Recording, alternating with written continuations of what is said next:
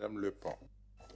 Oui, nous regrettons que le dispositif soit réservé uniquement aux primo-étudiants arrivant sur Annecy, ou alors les étudiants engagés bénévolement au sein de leur établissement ou répondant à des critères propres à chaque établissement. Ne serait-il pas possible de faire bénéficier de ce pass à tous nos étudiants?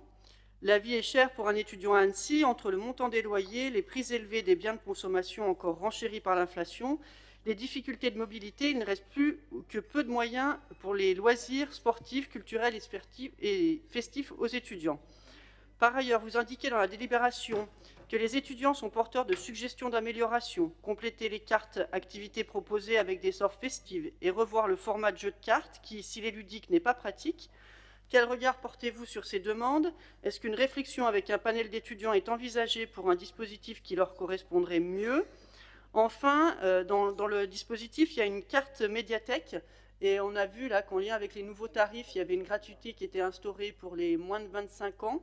Et je voulais savoir si cette carte allait disparaître de ce dispositif ou non, sachant que on peut être même nouvel étudiant à Annecy en ayant plus de 25 ans.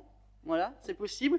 Et puis que si on élargit la distribution, ça peut encore profiter à des étudiants un peu plus âgés. Voilà, merci. Alors, j'ai essayé de noter vos 3 points. Si j'en ai oublié un, n'hésitez pas à m'interrompre à la fin, enfin, à me le signaler à la fin. Sur les nouveaux étudiants, c'est pas réservé uniquement aux primo-étudiants. C'est que ça a été conçu pour les primo-arrivants. Ceci dit, il y a, pardonnez-moi, comme l'USMB, distribue également à des étudiants aussi de deuxième année. En fait, c'est au bon vouloir soit du BDE, du bureau des étudiants qui achète et qui veut acheter cette box avec la contribution de vie étudiante, soit l'établissement d'enseignement supérieur achète aussi pour d'autres étudiants. On dit que s'il y a un budget à mettre, c'est d'abord pour les primo-arrivants, mais rien n'empêche de distribuer aux autres étudiants. Je vais juste inverser le point 3 et le point 2 sur les médiathèques.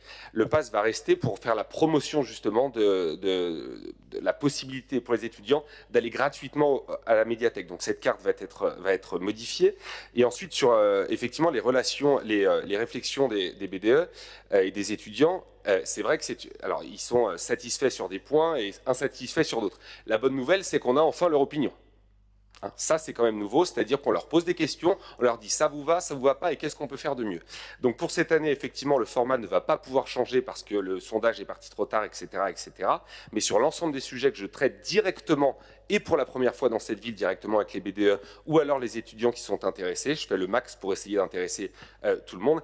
Évidemment, l'année prochaine, ça ira dans le sens que eux m'iront proposer parce que de toute façon, pour faire un bon pass, ce sera le pass que eux auront imaginé.